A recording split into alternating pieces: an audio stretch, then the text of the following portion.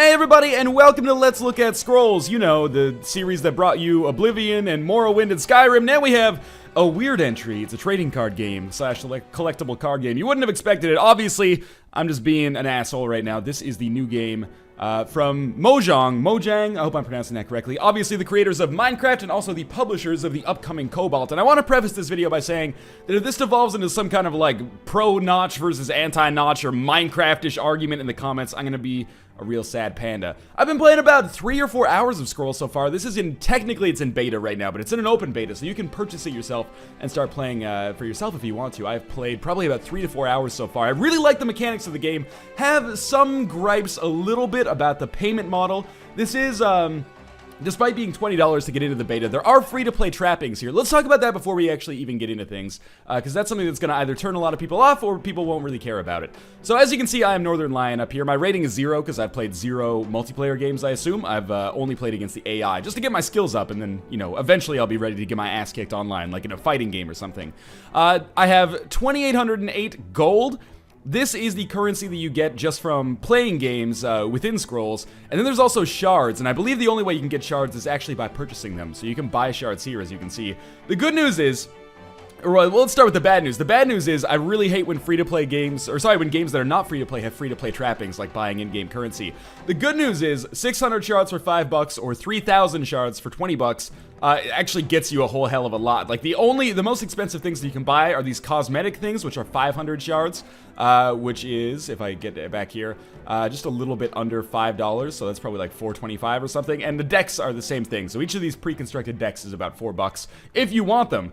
That being said, everything is actually purchasable with the in-game currency that you earn, and you actually do earn it pretty quickly. So it's a weird situation where I really don't like the philosophy behind it, but I kind of don't dislike it that much because you could pretty easily buy whatever you want with in-game currency, I think. The only exceptions, they're not really exceptions, but it's going to take you a long time to earn enough to buy the pre-constructed decks.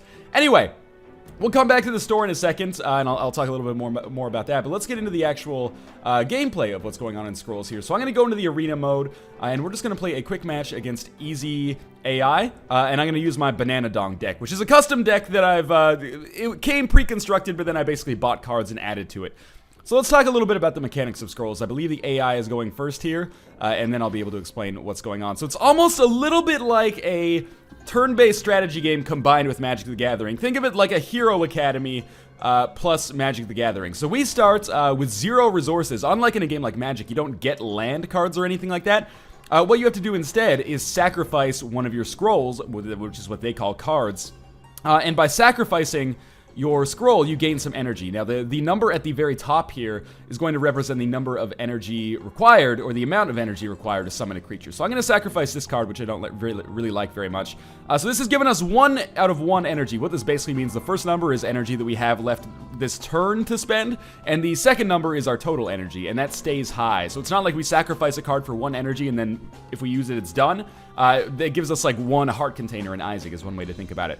Now, I do have a few creatures that I could summon here right off the bat. Let's take a look at those. There's different kinds of cards, as you might expect. There's creature cards like this bunny, and let's look at his description. If bunny's attack is 0, it will summon another bunny in an adjacent tile instead of attacking. Cool, so this is like critical mass. We have Ragged Wolf, which has haste, which means it attacks on the first turn rather than waiting. By the way, if we look at the card here, probably pretty clear, but this 1 is the summoning cost, attack, cooldown, so like the amount of time it takes for them to be able to attack again, and units do attack automatically, and it's maximum health. So, we also have enchantments. So this enchantment gives +1 attack and +3 health, and its move is decreased by 1, so that's a really good card as well.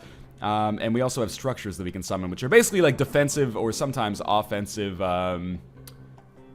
just like structures that are not active would be one way to put it. They're just passive. They just kind of sit there. Anyway, I'm going to try to summon this bunny. This is a card I just got, so I want to see how this works out for us here. And that will be the end of our turn. So things are going to start slow, but generally speaking, the games in Scrolls can go pretty long. So let's talk about what the actual objective of the game is. As you can see, they are attacking my idols here at the end. So every person has 5 idols. Let me just sacrifice another card here to get a little bit more power. Yes, every character or every player has 5 idols. The goal for you is to actually destroy Let me think about this. Maybe we want to do... Nah, we should probably say this.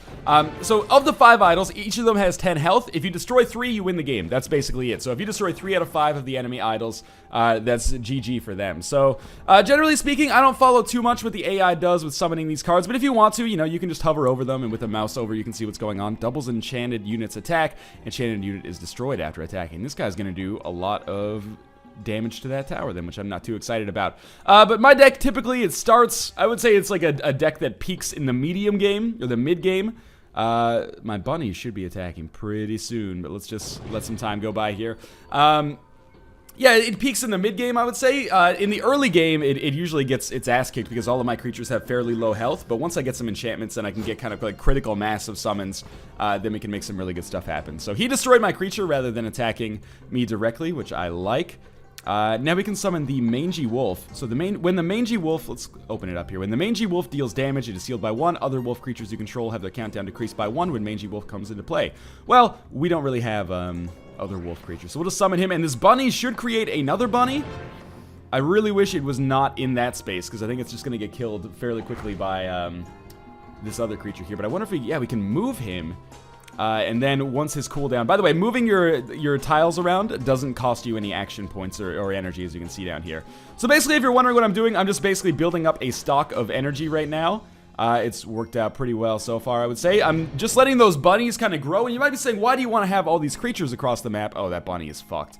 Why do you want creatures all the way across the map that don't do any damage? Well, the reason is if I can get a whole bunch of these bunnies across the map, then I can cast a spell like Crimson Bull here, and all units you control gain +2 attack until the end of the turn. As of right now, just again stacking up energy, I'm pretty bad, I would say. I don't even want to cast anything on this guy. We're just taking our time here. I'm pretty bad at scrolls, I would say. That being said, I've never lost a game against the easy AI, but I've never won a game against the medium AI, so that should give you some idea of where I stand here. So I'm going to use this card. Basically what this does is takes the next creature scroll from our library, adds it to our hand. I want to start getting some creatures out here on the board so I can do stuff. I'm going to summon Frostbeard. Now, Frostbeard, he has super high attack, very, very low health. But when he's killed in battle, all friendly units gain +2 attack until the end of your turn. So this is kind of an interesting card. Sometimes it's fun to use this one and then kill it yourself using like a spell that does damage to all units. And then that gives all of your units +2 attack, which can be really valuable.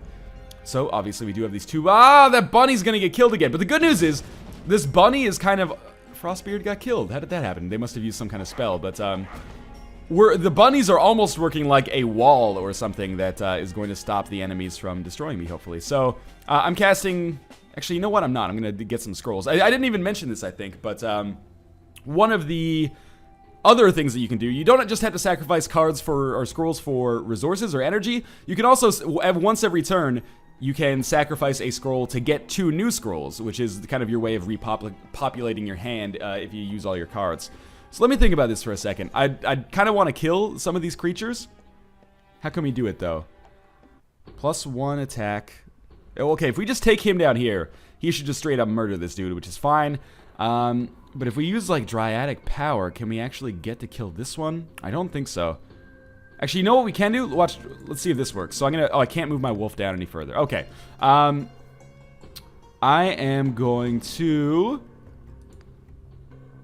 I can't really summon anything, and I don't really want to summon anything. If I use this Frost Gale, this is what I was thinking. It deals 1 damage to all units. That'll kill my bunny, and I don't want that to happen. So I think I'm just going to actually end my turn here, even though we have a superb amount of energy left. Now, you might be wondering, why don't you cast that Crimson Bull ability? Like, that seems pretty solid. +2 to all attacks for the next turn. Well, I want to wait until I have more creatures on the map, as you might expect. I also kind of just want to wait until I get some good creatures.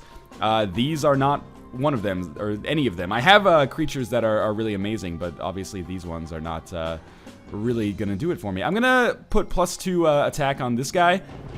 That's a permanent +2 attack buff, and I'm doing this so that he actually has the... Oh no, I was worried that was gonna happen. I was gonna say I'm doing that so he can kill those machine priests that the enemy has up, but those guys don't have any attack. They're just like units that can buff the other unit abilities. Okay, now we have some good creatures. First things first, I think we should get some extra energy here. I'm gonna summon the Kinfolk Veteran. And, okay, the bunny's gonna create something new. Okay, so we'll summon Kinfolk Veteran. And then we will also give him Dryatic Power, which should give him extra attack and health, and it did. And he has haste, so he will just immediately destroy this guy. And I think that means we can end our turn right now.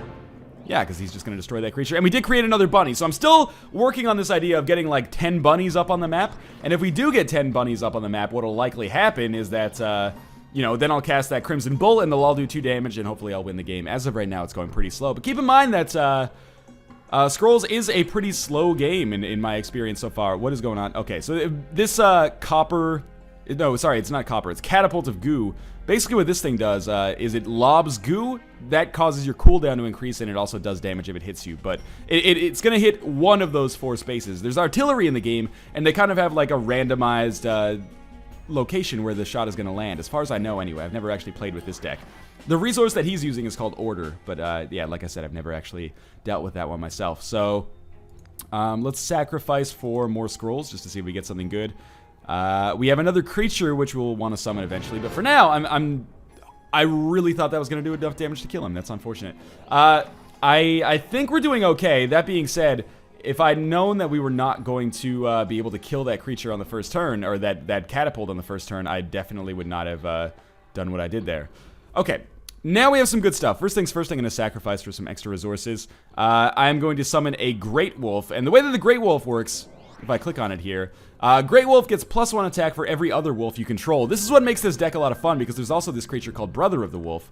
And Brother of the Wolf, if you can read this, can summon 1 wolf every time his cooldown is at 0 instead of attacking. So basically, I can use this guy to summon a 1/1 wolf, like 1 attack, 1 defense wolf. And that will also give a buff to the Great Wolf here, which can turn him into like a really, really powerful creature, basically. Now, let me just think about how I want this to go. I don't think anyone's going to die. We're definitely going to kill this goo trap on this turn. I just want to get this guy out of the way so that hopefully he doesn't get hit by the enemy on this turn.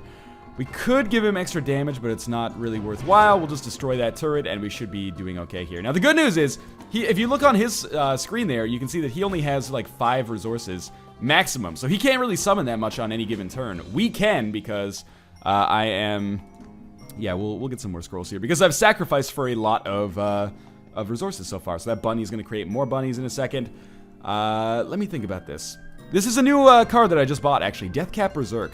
When Deathcap Berserk comes into play at the beginning of its following turns, enchanted creature's cooldown is decreased by 2. At the end of these turns, it is dealt 2 damage. That's scary, but also awesome. Does it give it any extra attack? So it means he's likely to kill himself, but I do have a lot of cards that actually heal. So you know what? I am going to cast it on this guy. So he'll take damage at the end of the turn, but he'll also become like a fucking nightmare for the enemy to deal with.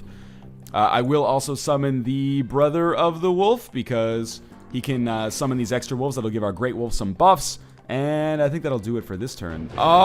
Yes, this was an okay idea. So we did do some damage to the enemy idols, which is great. At the same time, we may find ourselves losing some of these Kinfolk Jarls. Is that what these guys are? Kinfolk Veterans, sorry. We will have Kinfolk Jarls. Okay, now we actually have one of my favorite cards in the entire game, and that is this card, Rallying, which basically decreases the cooldown of all units by 2, and because almost all units have a cooldown of 2 or less, this means that they're just going to be able to attack. So I'm thinking, first things first, sacrifice for some extra scrolls here just in case. We'll use the Rallying card, and we'll cast that. We'll also cast Crimson Bull to give all of my units +2 damage, and this is going to be the turn where we should really start taking it to these guys, basically. Additionally, I think you should move down here, and we should be able to kill all of these creatures simultaneously, if I had to guess. I wonder if I can back this guy. No, I can't. Okay, so let's see if this works out for me. I think it was a smart idea. I actually should have used my...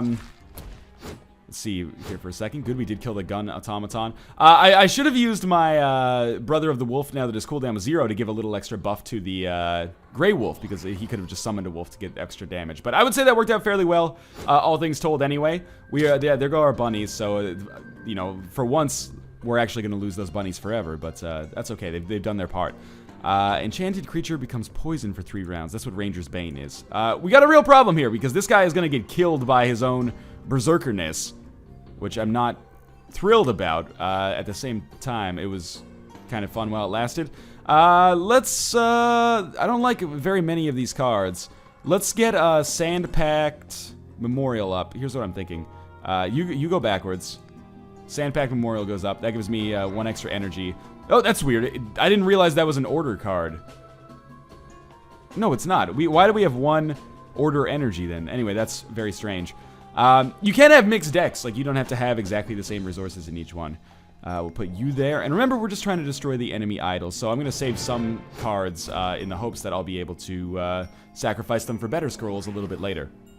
So let's talk about how I feel about scrolls overall. This is not a trivial matter. You know, you are paying $20 for this game with the, maybe not the expectation, that might not be the best way to put it, but with the definite possibility, at least in the back of your mind, that you will be paying more for scrolls later. On the level of, like, mechanics, I love this game. Like I said, I would not be playing this game for 3 to 4 hours just against the AI on easy if I didn't think that it was really good on a mechanical level. It does leave kind of a bad taste in my mouth that it's relatively expensive and also has free-to-play trappings, but I honestly, if you like games like Magic the Gathering, Hero Academy, chess, stuff like that, if you're into strategy games, I definitely think you can just pay the $20, resolve to never spend anything else, and get a ton of enjoyment out of this game. Again, I haven't even touched the multiplayer, and I definitely think like my money has been well spent so far.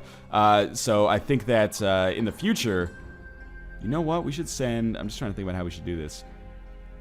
We can send this guy over here just to destroy this machine priest. But yeah, I absolutely think that it's a game that's well worth the amount of money that they're asking for it, even if it does make me feel a little icky. Oh, I didn't mean to play that. Whatever, it doesn't matter. Even if it does make me feel a little icky that the pricing model is not necessarily to my liking. So we've turned the corner here. Oh, that's going to destroy him, damn it. We've turned the corner here in our match, I would say. I'm just going to sacrifice some more cards for scrolls. And by that, I basically mean that I'm pretty confident that we are not going to lose this game. Because we're just so much more advanced than the enemy. If you've been wondering what I've been doing, kind of don't sweat it too much. I poisoned this guy with one of my cards, so he's going to die on the next turn. We could actually just kill him on this turn if we want to, but that's going to kill one of our units as well. We have a lot of energy, but we don't really have that much to spend it on for now, so there we go. We've destroyed one of our idols, or one of the enemy's idols, which has given us 10 extra coins to spend in the in-game store. We'll get about 300 probably by the end of this match. So let's send this wolf, his cooldown 0. Oh, now we have Kinfolk Jarl. I love this guy. So the way that this works is that Kinfolk Jarl, if I bring him up, for each creature adjacent to him, he gets +1 attack. So he starts with low attack, but if we put him down here, he'll get a huge buff already. He'll be up to like 6 damage, and then if we move her back, he should be up to 7. And, you know, if we summon more creatures later, then we can get even further. But for now, pretty pleased with this. That being said, it is going to make it a pain in the ass to move around, but we're probably not going to... I definitely should have moved those guys. We're probably not going to be in the game long enough for this to be a major problem. We did lose 1 unit there, and a couple more units are getting pretty close to dying. Let me think about this. So I think we should... we probably never want to use the Frost Gale at this point. So why don't we summon like a Sister of the Fox over here. That'll give us another scroll in our inventory as well, just through that special ability that she has. We'll summon a Brother of the Wolf right here. So that'll continue just to buff up our Kinfolk Jarl. And we'll just back these guys up here so that hopefully we can get more later. We still do have 2 energy. Heal target unit by 3 health. Who could benefit from that? What is this guy? No, not that good. I don't think we really need to heal anybody. While Ancestral Totem is in play, every creature you control gains +1 attack. That's awesome. Let's send that over here. I don't have the energy required to do that, of course. Okay, well, whatever. Let's just exit for now. Well, not exit, but end our turn for now. Because I think that the AI is not going to be able to come back from this. Unless, you know, they... Whoa, I should definitely use my healing card on that Grey Wolf on the next turn. No! All of my strength basically just got screwed there. I don't think we should heal our unit just to get him back up. I'm going to put the Ancestral Totem down to give us some extra attack power. I am going to bring this guy back around this way. I am going to sacrifice this for some extra scrolls. I'm going to cast this to get 1 extra creature, which is a Ragged Wolf. What do we have? That's 9 damage. That's going to be more than enough to take out that idol on this turn. And I would say that is it for now. So we should only have to deal with 1 more idol, and I expected that it's going to be pretty easy. But as you can see, you know, we've been playing for like 15 minutes. It's a fairly lengthy proposition to get into a game of Scrolls. And I do think that it's probably the situation... Let me think about this. We need 9 energy. I got an idea here. So I'm going to sacrifice that to get 9 energy. Then I'm going to cast Mangy Wolf up here, which is going to give us 1 extra damage on Kinfolk Jarl. Then I'm going to cast Rallying, which is going to lower our cooldown, and then we should win the game. Because all of these guys are going to be able to attack this idol. Anyway, what I was getting at is that, you know, the games are going to be 15 minutes against the AI. I have to imagine that the, like, actual players take a lot longer. So, you know, prepare yourself for maybe half an hour to 45-minute games. But again, I've never actually played multiplayer. So we're going to leave the match here. And I'm going to explain a little bit more about the store and the deck builder. So the way that the store works is that once every week, I think once every 4 days, you get 6 special cards that are only available to you. I mean, they're not like uniquely created for you, but everybody that plays is going to have a different set of 6 cards that you can buy. So, you know, I might want to buy this focus card. I don't, because I don't have a deck that can really take use of this. But yeah, it's kind of neat that everybody has different cards that are available at their disposal. That being said, they're a little expensive. Like the really heavy ones are going to cost you 1,000 or 120, which is, I guess, equivalent to, what was it, $5 got you 600. So that's like 1/5 of that, roughly. So it's like $1. That's not so bad. That's not that bad, actually, to pay $1 for a card like that. I don't want to do it, but if you're the kind of person that thinks that you can't be trusted to not do that, or, you know, you're totally into that, then that's not so bad. But what you can do with in-game currency is buy random scrolls, like so. Maybe they're going to be good for your deck, maybe they're not. This is actually my deck main type, so that's okay. You can also buy a scroll pack, which will give you, I'm not sure how many, because this is the first time I've ever bought one. So we got Thought Trap, we got Binding Root, I don't like that card. Junkyard, I don't like that card. Gun Automaton, not really a big fan. Ducal Infantryman, Illthorn Seed, Callback, Nutrition. In terms of like order, these are some of the worst cards. Quake is actually okay. We'll make good use of that one. So I guess that was like 6 or 7 cards for 1,000. Wait a minute, that doesn't even make sense. Maybe, I don't know. Anyway, we can also buy the scrolls that are specific to our energy type if we want to, but this will cost us more than a random scroll, which I guess makes sense. But we can buy specific growth scrolls here, so we have some more Quakes, some more Sandbag Memorial, and I'll buy 1 more. Why not? Because it's addictive, right? This is the whole thing that trading card games and collectible card games kind of hinge on, beyond good gameplay mechanics, is just the fact that it's addictive. Now, you can also go into your deck builder, and I'm a little bit unclear on this, but let's say we load in our Banana Dong deck here. If we wanted to, I believe we could actually just drag, like, every card that we have into here. The thing is, we probably don't want to, because we don't want to draw useless scrolls when we're playing. Oh, no, you know? I think 66 scrolls is the maximum? Nope, definitely not. But you can only have a certain number of each card, I suppose, which is what's causing this here. I actually don't know the mechanics of, like, what you can and can't put in your deck, so I usually just put everything in my deck whenever I get a chance, which is probably a bad idea. But basically, everything that you see down here, this is going to be your deck, and everything that you see up here is kind of like your arsenal to choose from. So I haven't really effed around with this too much, but it does seem like the deck building aspect is pretty cool. So why don't we just check out one more part of the single-player game here, which is the trials. This is, for lack of a better word, kind of the campaign. So I've done all of the easy missions. Why don't we just do a really simple one here, Testing Ground. So destroy 3 of your idols' opponents to win. Your opponent's idols start with just 8 health. Your opponent begins the battle with 2 growth resources. These are basically, they're not really campaign missions, even though I kind of describe them as such. It's more like there's unique battle conditions and you have to try to win, and they get increasingly difficult as you move along. Not that they've been super difficult so far, but I'm going to get rid of this Death Cap Berserk. That was not good for me last time. But yeah, this gives you something to kind of do apart from just playing against the AI. Of course, you know, the multiplayer aspect is going to be probably what most people are into, but I want to make sure that I play the game a little bit first before I really get into that. Because I'm worried that I'm going to get my ass kicked, because I imagine the community here is pretty solid. But anyway, let's see. Can we summon anything? We can summon a Sister of the Fox, so we might as well do that. I should probably try to use structures more. But I forgot what I was getting at just a second ago. It's basically like this gives you some kind of direction to your gameplay, as opposed to simply just like playing skirmishes against the AI over and over. There's nothing wrong with that. Like I said, the mechanics are really good. You also earn more in-game currency for doing the trials, at least on the first try.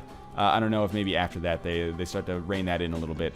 We're not really doing anything yet, so that's fine. But remember, like our deck, in my opinion at least, seems to kind of get stronger in the mid-game, around like turn 15 to 20. I think the last game ended up being about 22, 23 turns. We'll summon a Ragged Wolf here to help us do damage to this Ancestral Totem. I think we should sacrifice the Frost Nova, and we are going to have some... It's really once we get to like 5 energy, assuming we get good cards. that we can start summoning awesome things. Like Great Wolf is awesome, that's 5. Kinfolk Veteran has haste and is pretty strong, that's 5. The Rallying Spell, the one that lowers our cooldown, that's 5. So 5 really seems to be the magic number. So I usually sacrifice structures until we get there, and then I start summoning other creatures that really help us out a lot. So this should be easier than the actual skirmish against the AI that we had last time. So I would expect this to be over maybe even a little bit faster, especially since he only appears to be able to summon structures, which is a little unusual. I'm just going to take a sip of my water here. Gotcha, it wasn't water, it was actually coffee. Sweet illicit caffeine. Okay, I'm going to sacrifice this one for resources. I'm going to get our Grey Wolf out there. If I use Dryatic Power, let me just think about this. Is that... I always think Dryatic Power lowers the cooldown, but it never seems to work out the way that I thought it would. But that idol's going to die on this next turn regardless. So, oh, he summoned Kinfolk Jarl. That's actually really scary. That is a strong creature. We should still be able to destroy him. Oh, I can't move. These guys can't move? What's up with that? This guy can move. Why can't this guy move? Alright, we'll move you up there. Is he relentless? He is relentless. I don't like that. We can do 6 damage. He has 6 health. We should definitely cast Rallying then. And this will allow us to kill the Kinfolk Jarl before he can actually do anything. Fantastic. Okay, that was scary, but it ended up working out. I don't understand why we can't move our gentleman there. Maybe that is due to some enchantment that we've given him. In any case, killing his Kinfolk Jarl is probably going to mean that he has basically no chance to succeed moving forward, which is awesome. Ancestral Totem. You know, we should probably sacrifice that for more scrolls at this point. And we got some more things that I would love to sacrifice for more scrolls in the very near future. This guy just can't move, and we can't really do anything on this turn, so I just will cast this on my wolf to give him more attack, and then we will move onwards. So yeah, overall, I haven't talked that much about my, you know, recommendation or not recommendation for... Oh my god, he casted that on my wolf? You asshole, that's gonna cause him to die. Unless... no, it's not gonna do anything. I think this is well worth 20 bucks. That might be a good way to put it. I'm gonna sacrifice this creature just so we get the energy from it, simply because he was gonna die anyway. I don't really have anything else to do, because... Wait, I didn't mean to cast that on this dude. That's fine, though. Yeah, I think this is well worth 20 bucks, and honestly, the free-to-play trappings, they seem very tasteful to me, even if, you know, the idea annoys me, but the actual execution of it is not that bad. It's certainly not as egregious as some other games. I really want to move this guy, but I can't, which is unfortunate. Let's put our Sand-Packed Memorial up, and we don't really have anything else to heal, so I guess we'll just continue onwards here. Yeah, so if you're into the collectible card games or strategy games, I definitely encourage you to at least give Scrolls a shot.